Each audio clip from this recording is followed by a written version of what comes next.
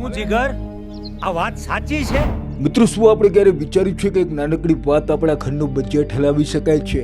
અત્યારે નવા વર્ષ 2026માં આપણા સૌના મનમાં 4 મોટા સવાલો તોફાન મચાવી રહ્યા છે કે શું ખરેખર સરકારે રાતોરાત નિર્ણય બદલ્યો છે અને હવે રેશન કાર્ડ ધારકોને અનાજની સાથે રોકડા 1000 રૂપિયા મળવાના છે? શું પેલી KYC ની તારીખ જતી રહી હોવાથી હવે આપણું રેશન કાર્ડ શું કાયમ માટે બંધ થઈ જશે? જે વડીલોના હાથ આખી જિંદગી મજૂરી કરીને ઘસાઈ ગયા એમના અંગૂઠા મશીનમાં નથી આવતા તો શું એમને ભૂખ્યા રહેવું પડશે? અને શું 2026માં મફત અનાજ મળવાનું બંધ થઈ જશે? મિત્રો, આ સવાલો માત્ર તમારા નથી.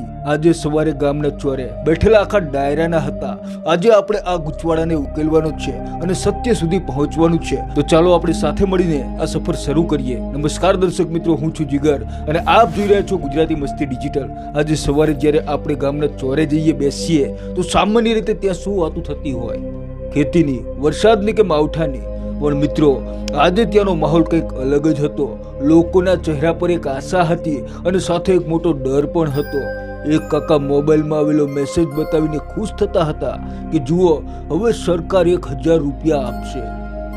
તો મિત્રો, બીજી બાજુ એક માજી ખૂણામાં બેસીને ચિંતા કરતા હતા કે મારો તો અંગૂઠો જ નથી આવતો, હવે મારે શું કરવું? મિત્રો, જ્યારે આપણે આવી વાતો સાંભળીએ છીએ ત્યારે આપણા મનમાં પણ લાલચ અને ડર બંને જાગે છે. પેલા 1000 રૂપિયા વાળી વાત સાંભળીને કોને આનંદ ના થાય, પણ આપણે પણ વિચારવા લાગીએ કે જો 1000 રૂપિયા આવે તો ઘરનો ગેસનો બાટલો પુરાઈ જાય કે લાઇટ બિલ ભરાઈ જાય. પણ મિત્રો, આપણે થોડું ઊંડાણથી વિચારીએ કે શું સરકારે ખરેખર એવી કોઈ જાહેરાત કરી છે કે પછી આપણે કોઈ ભ્રમમાં જીવીએ છીએ? જ્યારે આપણે આ વાતની તપાસ કરવા સરકારી ઠરાવો ઉકેલીએ ત્યારે હકીકત કંઈ જુદી જ બહાર આવે છે. મિત્રો, જે મેસેજ ફરી રહ્યા છે તે સાંભળવામાં ગમે એટલા સારા લાગે, પણ કડવું સત્ય એ જ છે કે આપણા ગુજરાતમાં હાલ રેશન કાર્ડ પર રોકડા પૈસા મળવાની કોઈ યોજના નથી. ઉલટાનું આપણે તો એ સાચવવાનું છે કે ક્યાંક 1000 રૂપિયાની લાલચમાં આપણે કોઈને OTP આપી દઈએ અને આપણા ખાતામાં પડેલા પૈસા પણ ગુમાવી ન બેસીએ. એટલે કે આપણે આ અફવા રૂપી મીઠી વાતોથી દૂર રહેવાનું છે. મિત્રો, હવે વાત કરીએ પેલા ડરની કે જેને આપણી રાતોની ઊંઘ ઉડાવી દીધી છે. KYC નથી થયું, અનાજ બંધ થશે. KYC 31મી ડિસેમ્બરની તારીખ જ્યારે નજીક આવવા લાગી હતી ત્યારે આપણે બધા કેવા દોડતા થઈ ગયા હતા. કચેરીઓમાં લાંબી લાઈનો, ધક્કા મૂકી અને સાહેબોના ઠપકા. આપણા મનમાં એમ હતું કે બસ હવે પૂરું થઈ ગયું, તારીખ ગઈ એટલે અનાજ ગયું.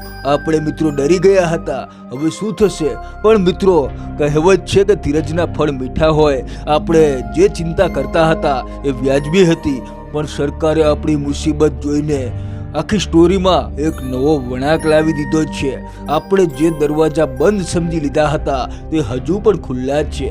સરકારે આપણને જીવત દાન આપ્યું છે. અને મિત્રો, હવે આપણે 15 ફેબ્રુઆરી 2026 સુધી આ પ્રક્રિયા પૂરી કરી શકીશું. એટલે કે આપણે જે હાંફળા ફાંફળા થઈ ગયા હતા, બસ હવે શાંતિથી શ્વાસ લેવાનો સમય છે. પણ મિત્રો, વાત અહીં પૂરી થતી નથી.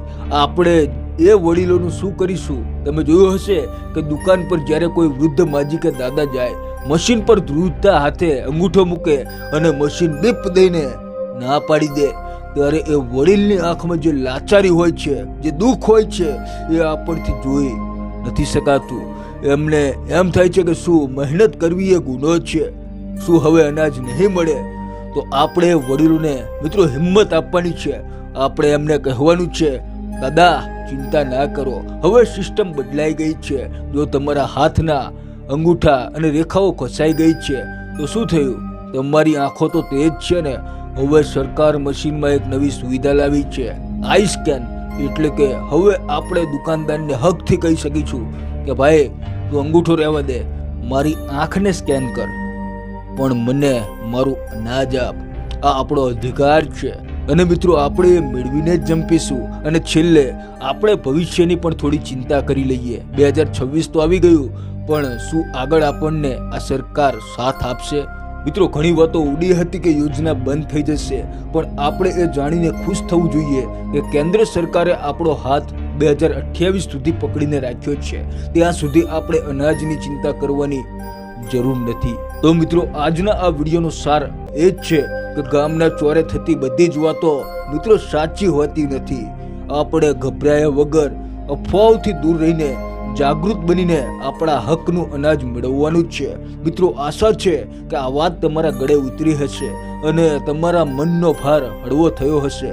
મિત્રો આ વિડીયોને વડીલો, માતા, બહેનો સુધી જરૂર શેર કરજો, તો આપણને કોઈ છેતરી નહીં શકે. બસ આ જ વિશ્વાસ સાથે ફરી મળીએ કોઈ નવા વિડીયોમાં. જય હિન્દ, જય ભારત.